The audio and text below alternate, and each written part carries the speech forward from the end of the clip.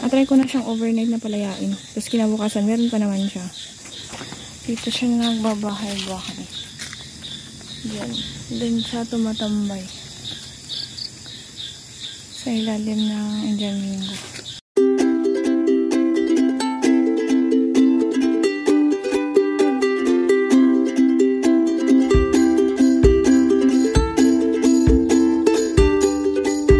Ayan, ginabi na tayo.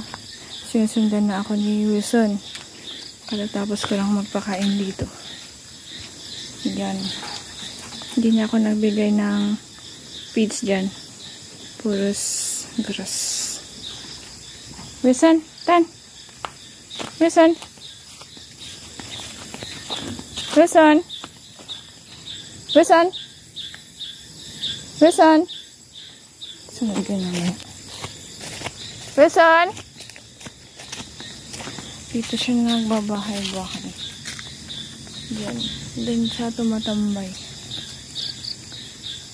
Sa ilalim ng Indian Mingo.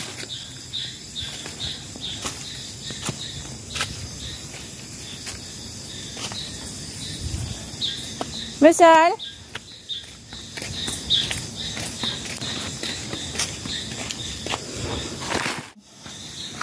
Sunod siya dito.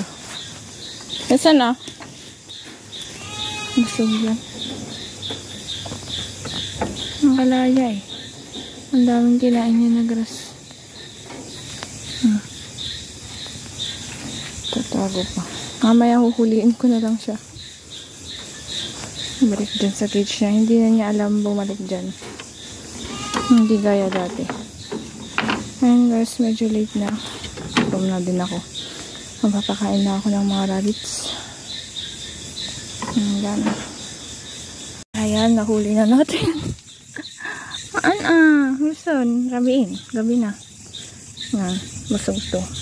Dahil nakain na green grass.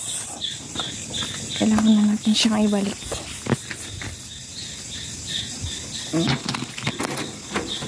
Ayan.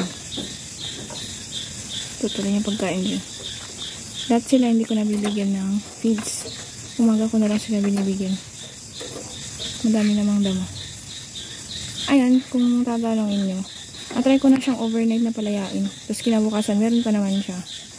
Kaso yun nga lang, hindi ko kasi sure pag baka merong pumunta na ibang hayop dito. Sahabulin siya. Sayang. Kawawa naman. Wilson? Wilson? Ayun. Tuloy natin pagpapakain. Dami pa. Pang Vermonts.